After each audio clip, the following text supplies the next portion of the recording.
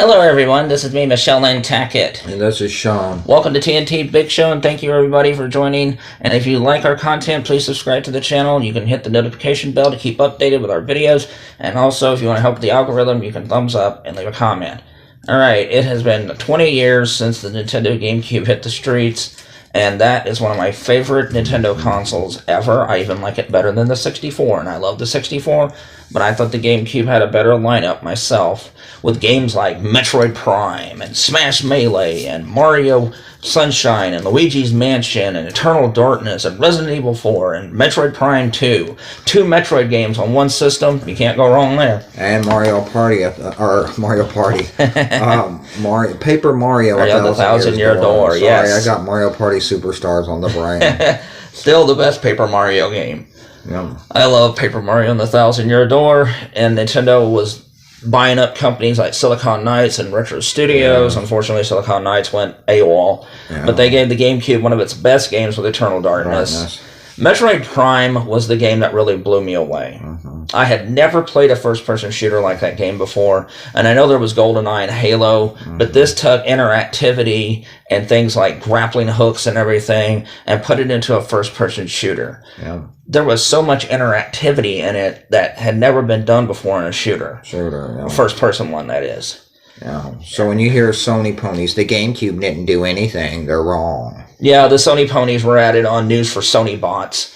And I'm just like, I got banned from there just for criticizing Spider-Man, go figure, when they had people sexually harassing a lot of the women on there, including me. Yeah. But the fact is, the GameCube actually did a lot, especially the games like Legend of Zelda Wind Waker, which popularized cell shading. And you also had Smash Melee, which, wow, it's the second best in the Smash series outside of Ultimate. Yeah. And Luigi's Mansion was launched on the GameCube, and Star Wars Rogue Squadron 2. Isn't that your favorite Star Wars game, Shawn? To date, and it's my opinion, I think it's still the best Star Wars game to date. I really do. I mean that. I can't disagree with that. Yeah. But I'll tell you what, another thing that made me love the GameCube was the RPGs. Games like Skies of Arcadia and games like Tales of Symphonia were on the Switch, and they're 2 of my favorite RPGs even to this day.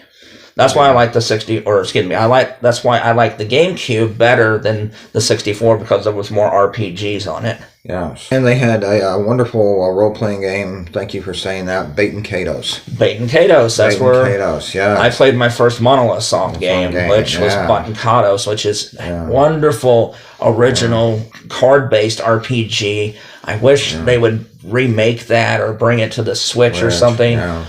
Oh my god, I love that game. There was just so much to love about the GameCube and that controller. Whenever you have Smash tournaments, you cannot have them without having a GameCube controller.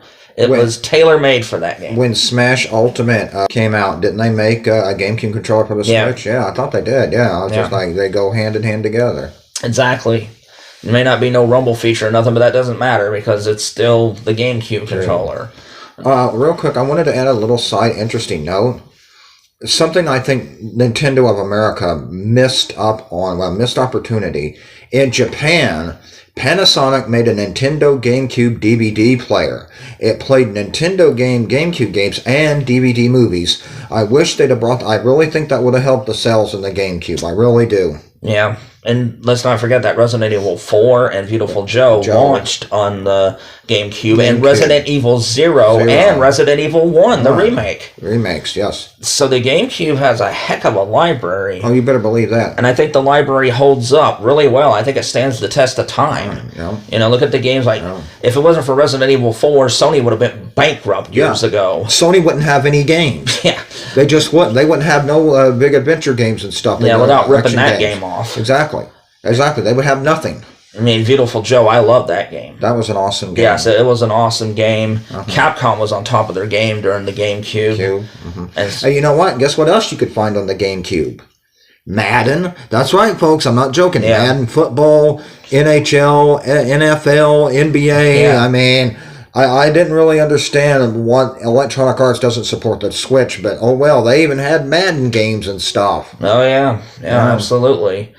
So that's, oh my God, 20 years of memories for the GameCube. And let's not, real quick, Michelle, let's not forget, Metal Gear Solid Twin Snakes. Yeah. That was an awesome game for the GameCube. Yes, it was, actually. Yeah. But lots of good stuff. Lots of great memories. Yeah. And when I played Wind Waker, I played the heck out of that game. That was probably my most played GameCube game.